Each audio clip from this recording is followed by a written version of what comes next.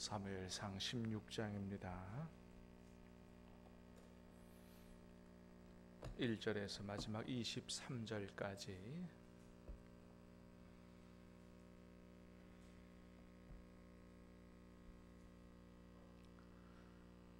여호와께서 사무엘에게 이르시되 내가 이미 사울을 버려 이스라엘 왕이 되지 못하게 하였거늘 내가 그를 위하여 언제까지 슬퍼하겠느냐. 너는 뿔에 기름을 채워 가지고 가라. 내가 너를 베들레헴 사람 이새에게로 보내리니 이는 내가 그의 아들 중에서 한 왕을 보았느니라 하시는지라.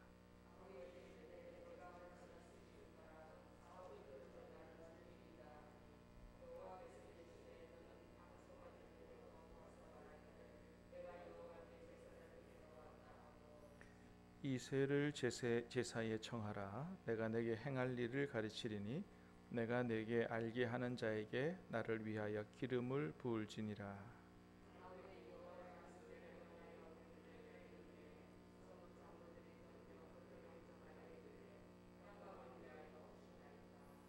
이르되 평강을 위함이니라.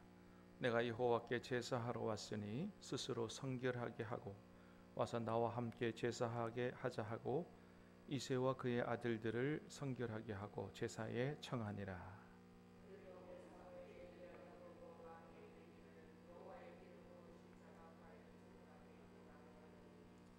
여호와께서 사무엘에게 이르시되 그의 용모와 키를 보지 말라. 내가 이미 그를 버렸노라. 내가 보는 것은 사람과 같지 아니하니 사람은 외모를 보거니와 나 여호와는 중심을 보노니라 하시더라.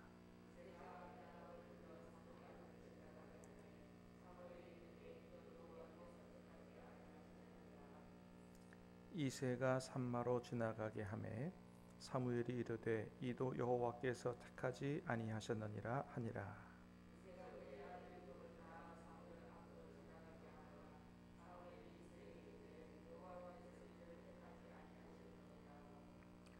또 사무엘이 이새에게 이르되 내 아들들이 다 여기 있느냐.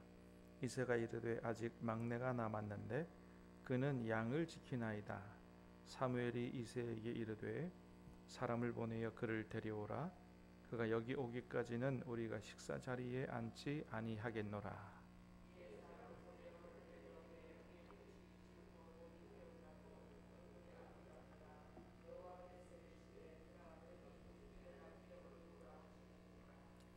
사무엘이 기름 뿔병을 가져다가 그의 형제 중에서 그에게 부었더니 이날 이후로 다윗이 여호와의 영에게 크게 감동되니라. 사무엘이 떠나서 라마로 가니라.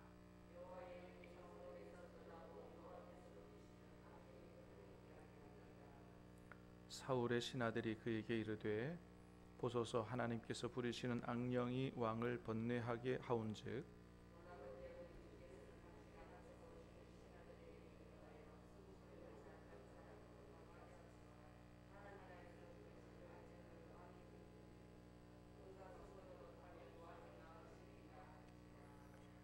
사울이 신하에게 이르되 나를 위하여 잘 타는 사람을 구하여 내게로 데려오라 하니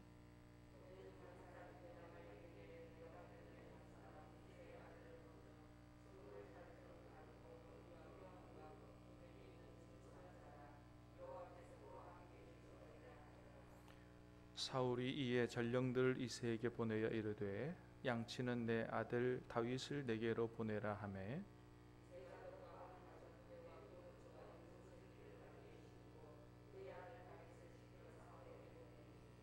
다윗이 사울에게 이르러 그 앞에 모셔섬에 사울이 그를 크게 사랑하여 자기의 무기를 드는 자로 삼고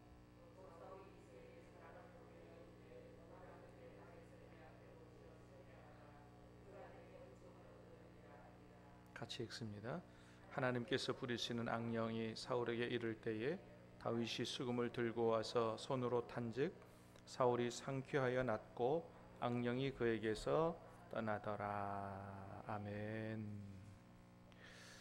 자, 오늘 말씀에는 하나님이 이제 사울을 버리시고 이제 다윗을 택하시는 그런 내용이 오늘 본문 가운데 있습니다. 자, 1절 말씀을 한번 다시 보겠습니다. 시작. 여호와께서 사무엘에게 이르시되 내가 이미 사울을 버려 이스라엘 왕이 되지 못하게 하였거늘 내가 그를 위하여 언제까지 슬퍼하겠느냐? 너는 뿔에 기름을 채워 가지고 가라. 내가 너를 베들레헴 사람 이새에게로 보내리니 이는 내가 그의 아들 중에서 한 왕을 보았느니라 하시는지라. 아멘. 자, 하나님이 사무엘에게 그렇게 얘기하시죠. 내가 이미 사울을 버려 이스라엘 왕이 되지 못하게 하였거늘 내가 그를 위하여 언제까지 슬퍼하겠느냐. 사무엘을 좀 책망하시는 듯한 이런 조의 하나님 말씀이시죠. 이제까지 하나님의 책망을 받은 일이 별로 없는, 그죠? 거의 기억이 안 나는 이런 사무엘인데 하나님의 책망을 받습니다. 왜 그렇게 책망을 받는 거죠? 하나님이 사무엘에게 하나님의 뜻을 분명히 말씀을 하셨거든요. 그리고 사무엘이 사울 왕에게 가서 당신이 하나님의 말씀을 버려서 하나님이 당신을 왕되지 못하게 하신다고 전했어요. 그러니까 사무엘이 하나님의 뜻을 모르는 게 아니에요. 알고 들었고 전했어요. 근데 그거를 빨리 받아들이질 않는 거예요. 그래서 사울을 위해서 계속해서 슬퍼해서 울고 있다는 거죠. 하나님께서 조금 기분이 언짢으신 거죠. 왜 내가 분명히 얘기했고 결정했는데 왜 안 받아들이느냐. 사랑하는 여러분, 저와 여러분들이 하나님의 뜻을 말씀을 통해서 분명히 알거든 그거를 빨리 잘 받아들일 수 있게 되기를 축복합니다. 때로 우리도 이제 이럴 경우가 많이 있잖아요. 이게 하나님의 뜻이 분명해. 근데 잘 안 받아들이는 거예요. 왜? 하나님과 뜻과는 다른 마음이 내 안에 있거든. 내 원대로 살고 싶은 마음이 있거든요. 그러면 자꾸 그 안에서 이제 영적 전쟁이 일어나는 거죠. 하나님 뜻대로 살아야 되는 건 머리로는 아는데 마음으로 용납이 잘 안 되는 거죠. 그래서 하나님이 별로 유쾌하지 않는 모습이다 라는 사실을 생각하고 우리가 우리의 생각을 내려놓고 하나님의 뜻을 하나님의 진리의 말씀을 깨닫거든 그것을 나의 뜻과 나의 원이 될 수 있도록 그렇게 해달라고 기도하고 잘 받아들여야 될 것입니다. 자, 그러시면서 하시는 말씀이 베들레헴 사람 이새에게로 가라. 내가 그의 아들 중에서 한 왕을 보았다 말씀하십니다. 자, 2절 시작. 사무엘이 이르되 내가 어찌 갈 수 있으리이까? 사울이 들으면 나를 죽이리이다 하니 여호와께서 이르시되 너는 암송아지를 끌고 가서 말하기를 내가 여호와께 제사를 드리러 왔다 하고. 사무엘이 그럽니다. 내가 어떻게 가겠습니까? 사울이 들으면 나를 죽일 것입니다. 그렇기도 할 거예요. 왜냐하면 사울을 왕으로 세운 사람이 누구예요?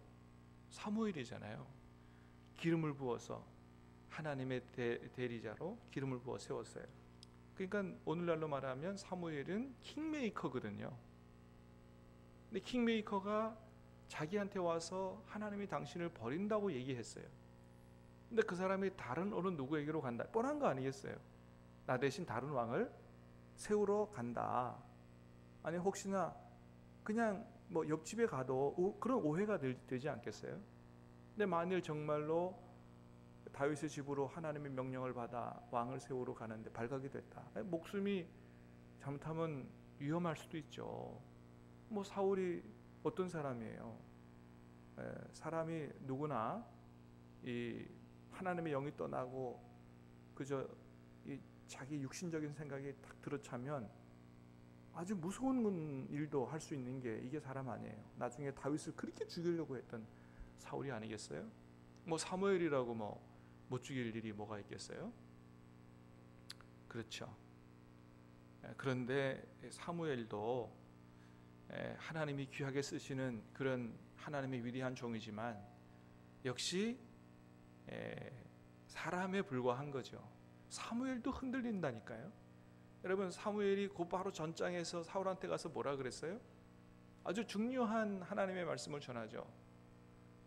순종이 제사보다 낫고 불순종하는 것은 우상에게 절하는 것과 같다. 이 중요한 말씀을 전하고도 오늘 하나님의 말씀에 빨리 순종을 못한다니까요. 그래서 여러분, 아무리 위대한 하나님의 종이라도 하나님이 그냥 귀 쓰시는 사람이지 완벽할 수는 없는 거예요. 때로는 자신도 두렵고 떨리고 그런 거죠. 연약한 인간에 불과하다라고 하는 것입니다. 자, 그럴 때 하나님이 지혜를 주십니다.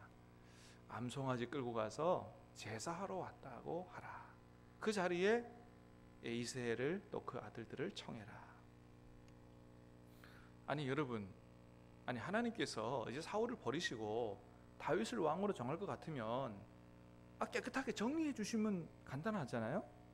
그럼 사무엘이 막 두려워할 일도 없고, 어차피 하나님 버리시는 거니까 그냥 막 사울이 막 병에 들게 한다든지 그냥 천벌을 내려가지고 그냥 그 자리에서 죽게 한다든지, 그리고 그냥 하나님이 그냥 백주대낮에 그렇게 딱 다윗을 왕으로 세우고 하면 되실 텐데 그렇게 안 하시고 하신다는 거죠.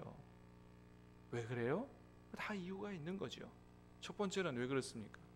하나님은 아무리 악인이라도 생명을 귀하게 여기시는 분이에요. 아무리 악랄한 사람이라도 하나님이 당장 벌을 내려서 심판하고 죽이기를 원치 아니하시는 하나님이시다. 에스겔 33장의 말씀에서 보는 것처럼 악인이 죽는 것을 기뻐하지 않고 돌이켜 사는 것을 기뻐하시는 하나님이 우리 하나님이시다 라는 거죠. 그래서 우리가 볼 때 정말 악질적인 사람이라도 아이고 왜 사니 확 죽어버리지 이렇게 해서는 사실은 안 된다. 하나님이 그거 원하시는 분이 아니다라고 하는 것입니다. 자, 그리고 사울을 당장 심판하지 않는 또 하나 이유가 있다면, 다윗을 곧바로 하나님이 사무엘을 보내서, 그거는 지명이라 그랬죠. 옛날 이스라엘 왕을 세우는 절차가 지명, 그 다음에 어떤 전쟁의 승리를 통한 인정, 증명, 그 다음에 이제 확증, 그래서 세워진다. 이제 그렇게 얘기했죠. 그런 절차가 필요한 거기 때문에 그렇습니다. 자, 그렇게 이제 이새의 가족들을 만나서 아들들을 다 보는데, 자 6절 시작. 그들이 오매 사무엘이 엘리압을 보고 마음에 이르기를 여호와의 기름 부으실 자가 과연 주님 앞에 있도다 하였더니, 하나님 뭐라 그러세요? 7절. 여호와께서 사무엘에게 이르시되 그의 용모와 키를 보지 말라. 내가 이미 그를 버렸노라. 내가 보는 것 사람을 같지 아니하니 사람은 외모를 보거니와 나 여호와는 중심을 보느니라 하시더라. 아멘. 자, 첫째 아들을 보니까 누가 봐도 하나님께서 왕으로 세우실 만한 그런 키, 용모 이런 걸 다 가지고 있다는 거죠. 겉으로 볼 때 대단히 그냥 매력적이다라고 하는 거죠. 근데 하나님은 어떤 분이시라고요? 외모를 보시는 분이 아니다. 외모 보지 말라. 나는 중심을 보신다 라고 하는 거죠. 여기 외모가 꼭 키만을 가리키는 건 아니에요. 요즘으로 말하면 학력이라든지 하여튼 이 여러 가지 어떤 가문 출신이라든지 명예라든지 이제 이런 모든 것들을 다 가르칠 수 있습니다. 여러분 다윗의 직업이 뭐라고요? 목동이었다 그랬어요. 목동은 옛날에도요 3D 업종 중에 하나예요. 왜냐하면 고되고 또 양치고 막 하면 냄새나고 더럽고 하기 때문에 3D 업종 중에 하나입니다. 요즘은 최첨단 산업이 무슨 컴퓨터 이런 거지만은 이 당시 옛날에 최첨단 산업은 농업이었습니다. 왜냐하면 농사를 지으려면 여러 가지 많은 것들을 익혀야 돼요. 물을 댈 수 있는 관계 시설도 있어야 되고, 비 내리는 거, 비가 언제 오느냐 이런 강우량도 이 어떤 천문학 이런 것도 좀 알아야 되고요. 그 다음에 농업은 적은 씨를 뿌려서 많은 것을 확보할 수확할 수 있기 때문에 당시의 최첨단 산업은 농업이었어요. 그런데 농사에 종사하는 사람이 아니고 3D 업종에 종사하는 다윗을 하나님께서 불러 세워 하나님의 이제 종으로 쓰려고 한다는 거죠. 그래서 7 아들이 다 지나갔어요. 아들이 다 지나갔네. 없는 거예요. 하나님 분명히 거기서 봤다고 그러셨는데 묻습니다. 더 있느냐 아들이. 막내가 있는데 아직 양치고 있습니다. 그런 거죠. 가서 불러와라 그랬더니 12절 시작. 이에 사람을 보내어 그를 데려오매 그의 빛이 붉고 눈이 빼어나고 얼굴이 아름답더라. 여호와께서 이르시되 이가 크니 일어나 기름을 부으라 하시는지라. 자, 이 사람을 보내 데려오니까 그의 빛이 붉고 눈이 빼어나고 얼굴이 아름답더라. 그러니까 첫째보다 뭐 키가 장대하거나 뭐 이러진 않는 것 같아요. 이거는 이제 그런 것보다는 다윗이 사실은 아주 내면이 가득 들어찬 게 보통 사람은 아니다. 이제 이런 것을 이야기하는 것 같습니다. 그런데 그 다윗의 위대함도 아버지도 알아보지 못한 그런 것이다. 우리가 사실은 여러분 자식을 잘 아는 것 같아도 잘 몰라요. 저도 셋을 키우고 있습니다만은 제가 생각할 때 얘는 이럴 거다, 얘는 이럴 거다 생각했는데 나중에 시간 지나가 보면 다 틀렸다고 제가 느끼는 거예요. 정말 잘 몰라요. 나도 사실은 나를 잘 모르잖아요. 누가 제일 잘 아십니까? 하나님이 나를 제일 잘 아시는 거예요. 여러분, 우리가 정말로 중심으로 하나님을 사랑하고 정말 하나님의 뜻대로 살고 싶고 하나님 앞에 쓰임 받고 싶고, 여러분 하나님께서 우리 마음을 잘 알고 계시는 줄로 믿습니다. 우리가 뭐 키가 크고 다른 사람들이 흠모할 만하고 뭐 내세울 만한 게 별로 없다 할지라도 하나님 그거 보시지 않는다. 중심을 보신다. 귀하게 하나님이 우리를 보시고 쓰시려고 하신다라고 하는 거죠. 자, 13절입니다. 시작. 사무엘이 기름 뿔병을 가져다가 그 형제 중에서 그에게 부었더니 이날 이후로 다윗이 여호와 영에 크게 감동되니라. 사무엘이 떠나서 라마로 가니라. 기름을 부었더니 하나님께서 하나님의 영을 부어주셨어요. 왜요? 하나님의 일을 하려면 하나님의 영에 감동돼서 성령으로 해야 되기 때문에, 절대로 아무리 똑똑하고 해도 자기 머리로 하는 게 아니고 성령의 감동으로. 그래서 그날 이후로 계속해서 성령의 감동에 충만한 이런 사람으로 하나님 앞에 쓰임 받았다라고 하는 것입니다. 자, 이제 기름을 붓고 하나님께서 왕으로 세우신다고 지명하고 떠났어요. 자, 그러면 어때요? 바로 왕으로 그냥 대관식을 하고 그렇게 해서 이스라엘 왕으로 막 통치를 하고 그렇게 하면 좋은데 하나님이 그렇게 안 하신다 그랬죠. 그러니까 하나님 앞에 왕으로 세운다고, 하나님이 세우신다고 지명을 받았어도 갑자기 왕의 대로가 확 열리는 게 아니더라. 뒤에 읽어보면 어때요? 사울이 악신에 시달리게 되고, 그래서 옆에 사람이 수금 잘 타는 사람을 데려와서 찬양하고 하면 병이 날 것입니다. 그랬더니 어떤 사람이 얘기합니다. 수금 잘 타는 사람 내가 아는데요. 그 다윗이라고 하는 사람이 수금을 잘 탄다고 합디다. 그래서 다윗을 데려오고 왕궁으로 들어가고, 왕이 되는 작업을 하나님이 이렇게 이 작업을 과정을 거쳐서 이루신다는 걸 보게 되고, 나중에는 그 이후에도 왕궁 들어온 이후에도 사울 왕에게 10년이나 쫓겨다니는 어려움을 당하게 됩니다. 여러분 이해할 수 없잖아요. 하나님이 왕으로 부르셨는데 왜 이런 어려운 과정들을 거칩니까? 다 그것이 하나님께서 그를 진짜 진정한 왕으로 들어 쓰시기 위한 훈련의 과정이라는 거죠.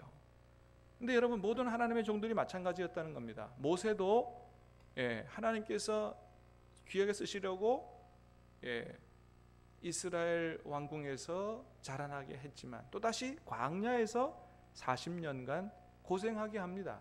그 겉으로 볼 때는 굉장히 시간 낭비하는 것 같고 하지만은 그가 광야에서 40년 지냈기 때문에 나중에 이스라엘 백성을 이끌고 광야로 들어와서 그 길이 훤하게 알게 돼서 쓰임 받게 되는 거거든요.